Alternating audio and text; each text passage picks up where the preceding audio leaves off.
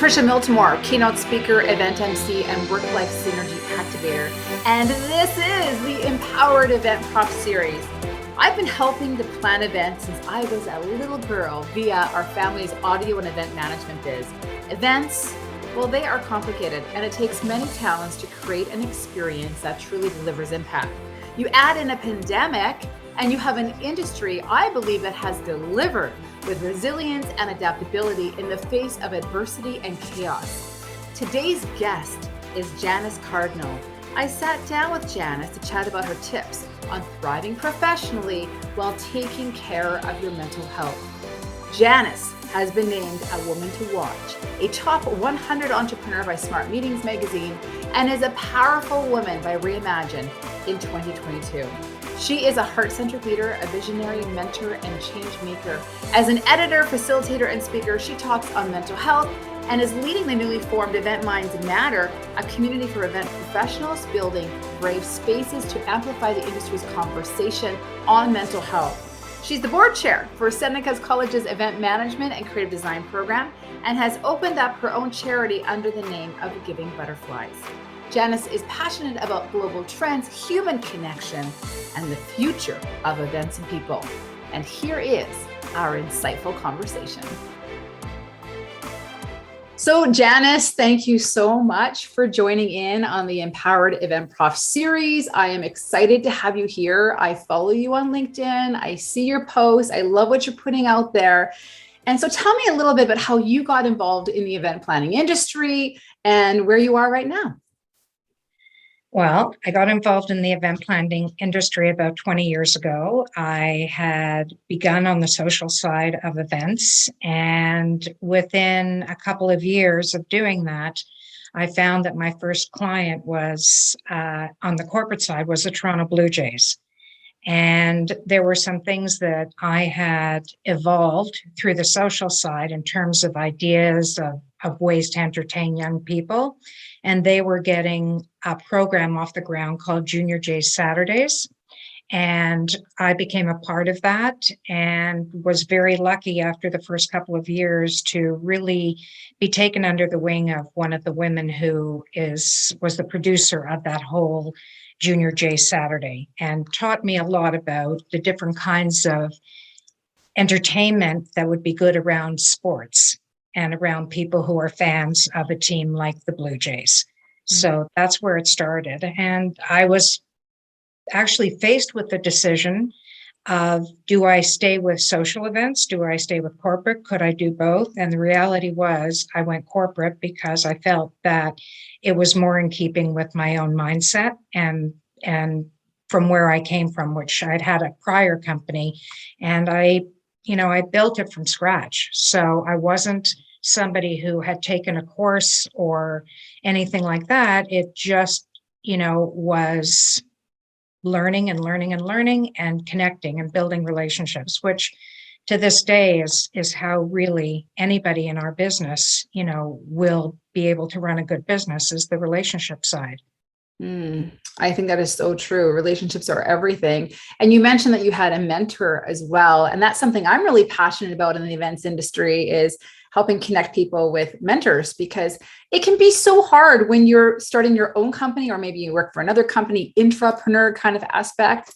But yeah, mentorship is really important, isn't it? Yeah. I still have a mentor, but for something completely different at this stage of my life. But back then, yes, I had a mentor, and unfortunately, she's no longer with us, but she imparted a lot of very important things, and they were very much human things rather than business things. Mm-hmm. And I learned a lot from her, and I went on actually to mentor myself and have been, particularly since COVID started. I sit on the board at a college here in Toronto called Seneca, and Seneca offers an event management and creative design program to students, primarily foreign students, more so than residents in Canada. And I've had the opportunity to really speak and work with these students over the past many years. And it's something that I'll never give up because I just love it so much. I love seeing the creativity. I love seeing, the opportunity that these students, look forward to. And it's been very, it brings joy. That's the best word I can use. Nice. Fills your cup, right? Yes, absolutely. And I love the aspect of relationships as well. I always think to myself, if I could go back, and I always say this to my own clients, if it could go back to the beginning of my own career in events and beyond, it would be to focus more time on creating and nurturing relationships and connections. Yes. Get out of my head a little bit and just go make it happen, make the networks, create them for yourself. So that's a really important point. So for context now, what is your company name and what's the primary work that you do now? The name of the company is now Cardinale Creative. And I've also just opened a community on LinkedIn called Event Minds Matter, which is something that really is very close to my heart. Because one of the things that's happening in our industry, unfortunately, is a lot of people are suffering from stress, leading to anxiety and depression and a whole host of other things. And over the last couple of years, during time that I mentored with people who maybe hadn't gone out and found a job for the last many, many years, had to all of a sudden, get it together and do their resumes, which they also hadn't done in years. So I played a role trying to help people to do that, not at any price tag whatsoever. It was all charitable. And I continue to work on a charity basis because I've always been about the give back. Mm-hmm. And it's just, I felt like the industry was very good to me over the years. And I met some fantastic people who gave me fantastic opportunities. So I decided to pay it forward. And from that, I got involved in the last year, actually since January, with bringing a community of people together under our umbrella of Event Minds Matter to try and really get to the root of why people are suffering from, mental health. Mm-hmm. So that's what I'm doing now. And so Event Minds Matter, is that right? Yes. Yeah. How do people become connected with that? Again, on LinkedIn, Event Minds Matter, you'll see come up, and we are starting to support it with different posts, with information, resources. It just literally went up within the last 2 weeks, so it's still fairly fresh, but we're starting to go out on speaking engagements and just talk to people about this, associations and things like that. Yeah. So I also am a content writer when I'm not doing the hat with that. I write for MPI International, and I write for Canadian Special Events and another magazine called United Colors of Design. And again, I write on varied topics, whatever sort of strikes me or seems to be like something that people want to listen to. Mm-hmm. What is some of the biggest lessons that you have learned coming now kind of through, I know it's still ongoing in many different ways, but coming through the whole pandemic experience, what are some of the top lessons for yourself? In our particular case, I was working with, I had an office, I had people, working with me on our management team. And unfortunately, all of that went away within no time at all. Mm-hmm. What I realized is the pivot initially was the most important thing. But at the other side of this, what I realized was my own mental health was important to me. Mm-hmm. And I found that by being transparent and honest was the best thing for me to get through what I was going through. It became a bit of an identity thing for me. So my daughter now runs that company, which is fantastic. She's doing very well. And I've really gone on to do what I want to do, which again, it's about writing, it's about the creative content, and it's about, being part of an association and imparting ideas that are thoughtful and mindful.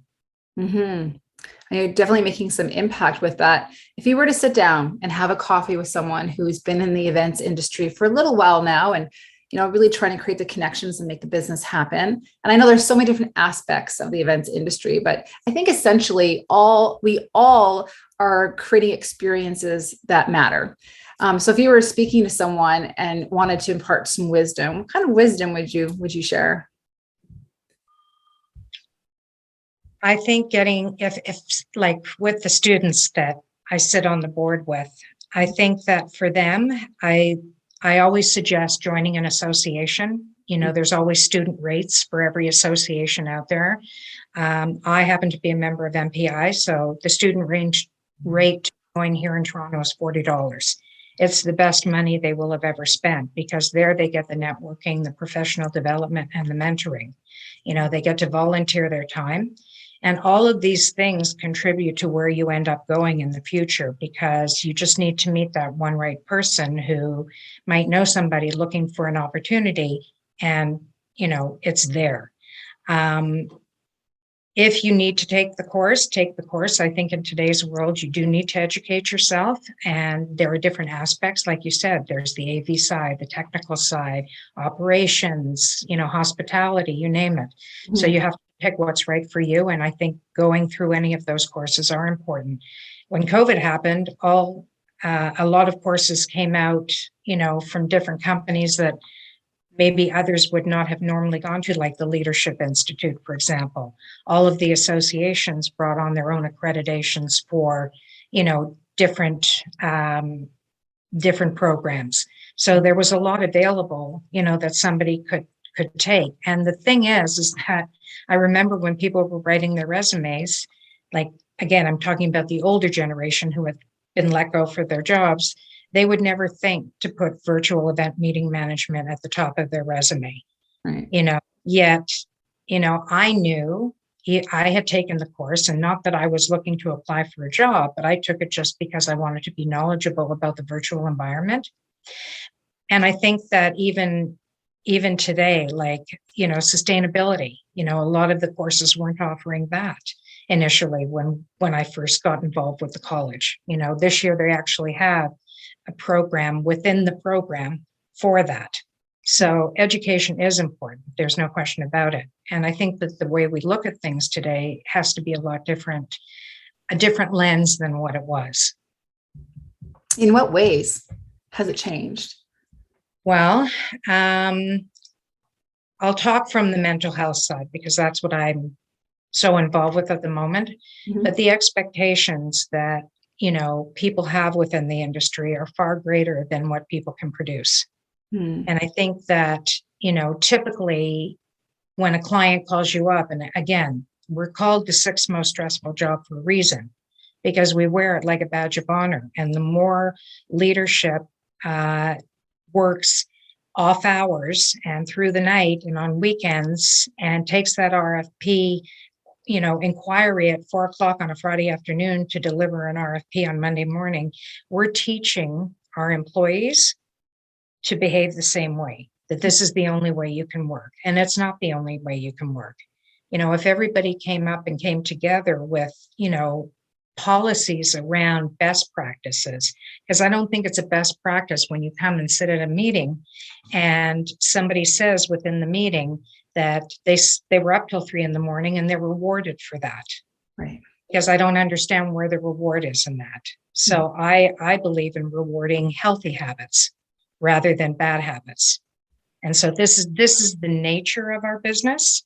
And that's not necessarily going to change, but we can certainly, reflect on the things that have, stressed us out in the past, the things that we don't want to do anymore. And I think COVID gave opportunity for people to sit back and think about their life and how they were leading their lives. And I, for one, was working 24/7. So I'm just as guilty as everybody else was, but I don't believe that's the way to work anymore. And I wouldn't, guide the people below me to work that way either. A lot of companies have come in and said, okay, 2 to 3 days in the office, a couple of days at home. Like that to me is a little more forward thinking. Why does everybody have to be in the office 5 days a week? It's not really necessary. And it isn't necessarily the most productive thing anyways, because a lot of people were traveling distances to get to their jobs.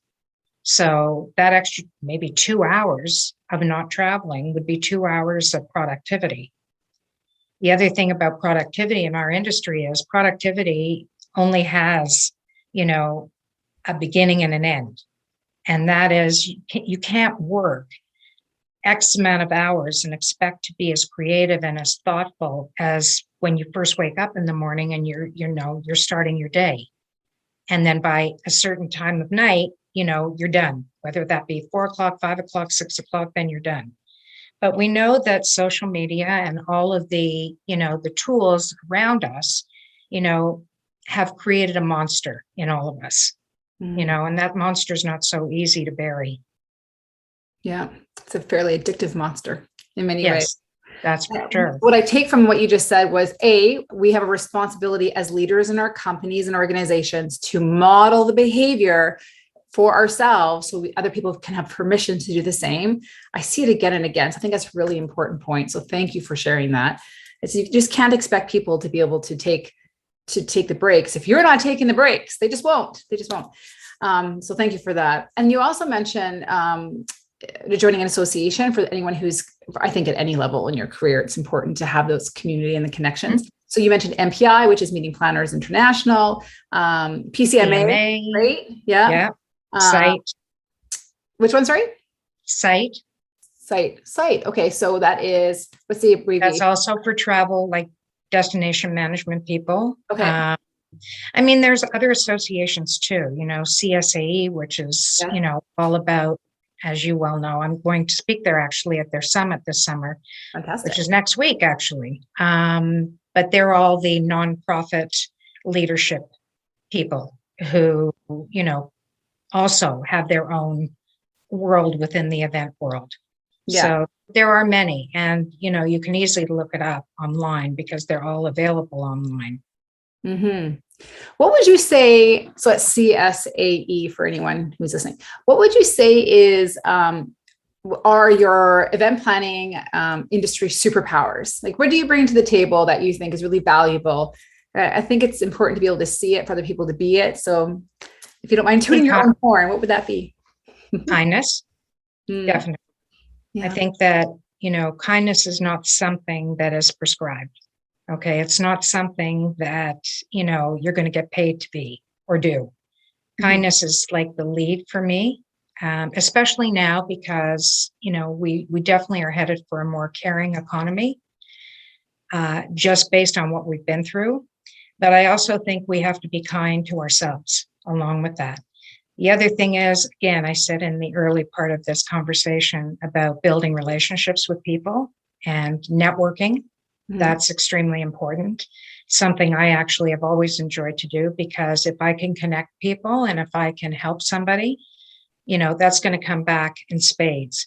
Getting into this business for the money is unheard of. Okay. It's not about the money. It's about passion. If you have a passion for this business, then get into this business, because of the fact that a lot of people think this is glamorized, and it is far from glamorized. There is a lot of interesting things that we all do, places we go, people we meet to see. However, most of our work, probably 90% of it, is behind a computer. So the reality is, now that live is coming back, it's great. We're getting to see people again and do things again. But the reality is that it's not glamour. It is far from that. So those are the things that I would impart. Nice. I love it. It reminds me, I worked in radio for 18 years and everyone thinks radio is so glamorous, but you're kind of just in the room. Right. Exactly. Yourself for the most part. Right. So it's good to set the expectations properly from the beginning, right? Yeah. Okay. So those are your superpowers. So, as we kind of wrap up this conversation, again, thank you so much for your time. What would you say is your forecast for the industry in the next 5 to 7 years? I think we're heading into a recession for sure. That's my gut feel. I think that people are, as much as they're caring, they're going to be repairing a lot. And in fact, I was just about to start an article today called The Repair Economy, because there are so many factors that are affecting all of us in this industry. And one of the first things to go are those events in a recession. So, our industry has been hit hard. So, staying power is going to be that much more difficult, even if you are the best known company, in this industry. You got to have a lot of strength and a lot of determination and a lot of perseverance. Yeah. We called it resilience during COVID, but it's more than resilience. You're going to have to really dig deep and make sure you want to be in this industry and figure out how you're going to be relevant to what's going on. And it's a warning in disguise, unfortunately, because everything around us is changing. Gas prices, economics, the war, food prices rising. Like there's just so many other factors. I know that recently I was just at an event where the food was late for a major gala, a $600 ticket gala. And I was there as a writer, not as a guest, but as a writer. Mm-hmm. And 2 hours later, the food arrives. And the reality is that the caterer had lied to the management of the event by saying the food was coming, it was coming, it was coming. But something happened to the truck along the way, and it turned around and went back to the warehouse to get another truck. And that's what made it 2 hours late. So is it better to just not be honest with people and transparent about what's really going on? Mm-hmm. There's also poaching of staff now, where a staffing company will pay you an extra couple of dollars, but you're all poaching from the same place. So that there's a lot of other things that are going on behind the scenes that aren't necessarily as talked about. They're sort of inner discussion, but these are things that are really happening. Besides the fact that caterer that night took on 14 jobs. Wow. Is that okay? I mean, is it okay to allow them to take 14 jobs? Or had you known, would you given them that opportunity with you? Because quality over quantity, we could talk about that forever. Yeah. And people making up for their losses. I was just going to say, I know as a supplier company for the events industry, it's just been so roller coaster. You take what you can get and you can't forecast, and there's staffing shortages. So it is more than challenging right now. And it really does test the spirit of the people. So I think it's so important, the conversations you're having around mental health, taking care of yourself, and, caring in the industry is so important for everyone, even each other, and just patience and humility and grace. Because we're all vulnerable. That's for sure. Yeah, that's very true. Very true.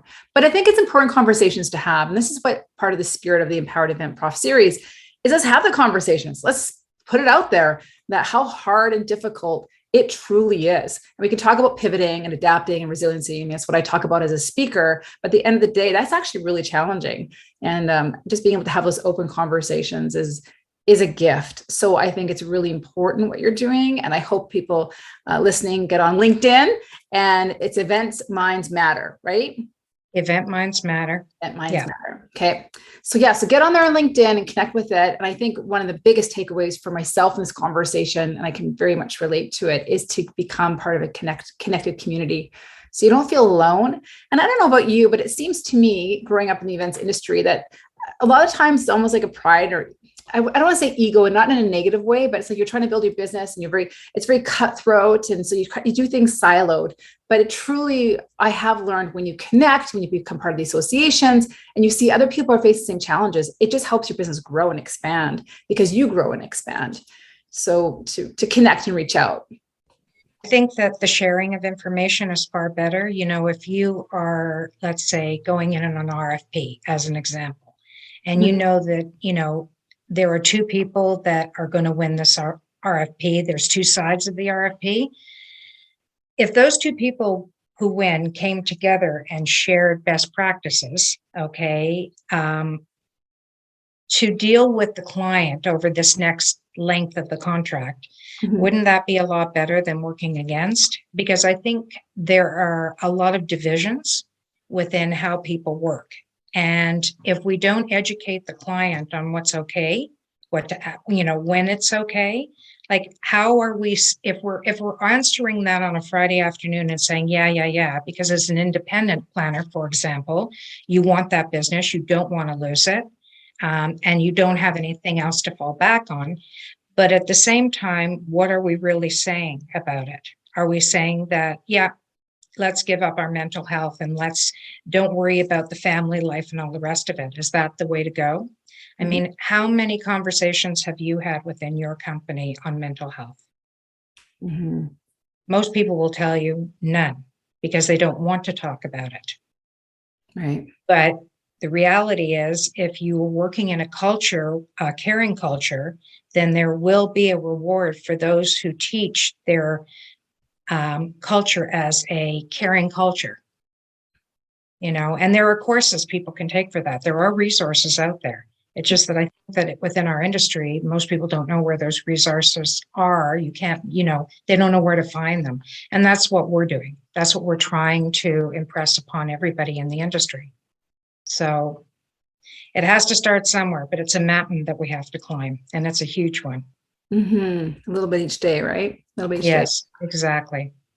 Well, thank you for your wisdom, for your insights on the industry and life in general. And again, I encourage everyone to connect with you on LinkedIn. I'll have it in the link as well. But thank you for being part of the Empowered Eventprof series. And I hope that you have a fantastic rest of your day as you go forward and have that nice work-life synergy balance for yourself, which I'm sure that you're getting really good at. So that's pretty good, pretty amazing. Kudos to you. Thanks. I'm happy that you had me.